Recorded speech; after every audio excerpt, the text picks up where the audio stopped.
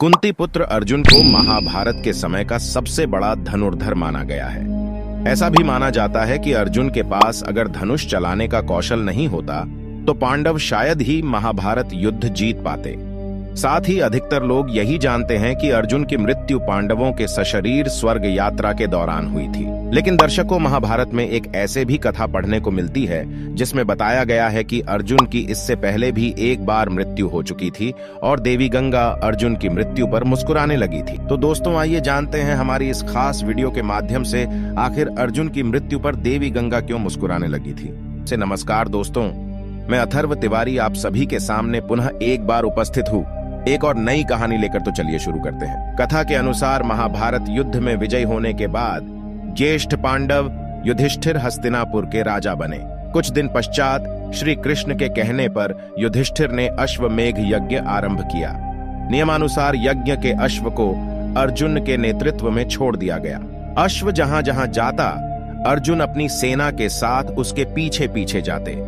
इस दौरान यज्ञ का अश्व कई राज्यों से गुजरा, जिसमें से कई राज्य के राजाओं ने तो अर्जुन से युद्ध किए बिना ही हस्तिनापुर की अधीनता स्वीकार कर ली, और जिसने ऐसा नहीं किया उसे अर्जुन ने युद्ध में परास्त कर अपने अधीन कर लिया। इसी क्रम में अश्वमेघ यज्ञ का अश्व एक दिन मणिपुर पहुंचा। उस समय मणिपुर का राजा अर्जुन और चित्रांगदा का पुत्र बभ्रुवाहन था।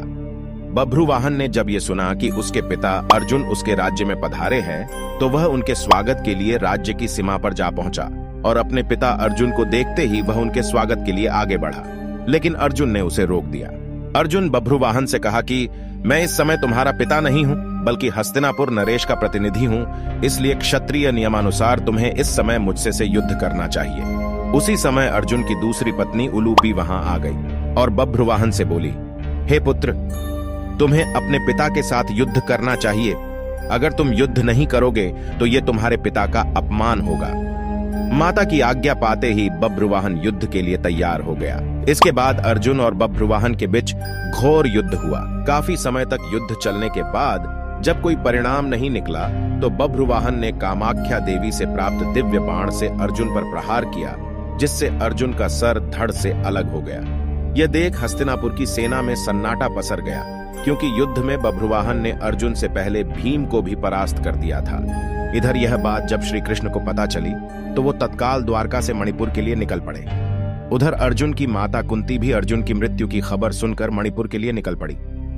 मणिपुर पहुंचकर अर्जुन को धरती पर पड़ा देख श्री कृष्ण को गहरा धक्का लगा। तभी श्री कृष्ण ने देखा कि देवी गंगा अर्जुन की मृत्यु पर मुस्कुरा रही है। इतने में ही कुंती भी वहां पहुंच गई और अपने पुत्र के शव को गोद में रखकर विलाप करने लगी। कुंती को विलाप करता देख देवी गंगा से रहा नहीं गया और वह कुंती से बोली, हे कुंती, तुम व्यर्थ में रो रही हो, क्योंकि तुम्हारे पुत्र अर्जुन को उसके कर्मों का फल मिला है।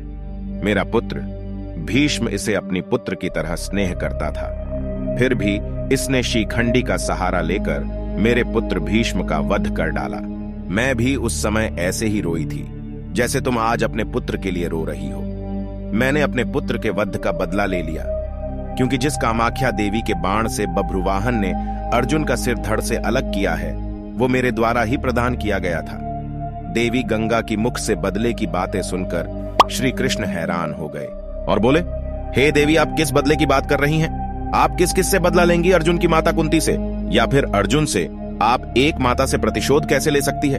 तब देवी गंगा ने कृष्ण से कहा, हे वासुदेव, ये तो आप जानते ही कि अर्जुन ने उस समय मेरे पुत्र का वध किया जब वो निहत्था था।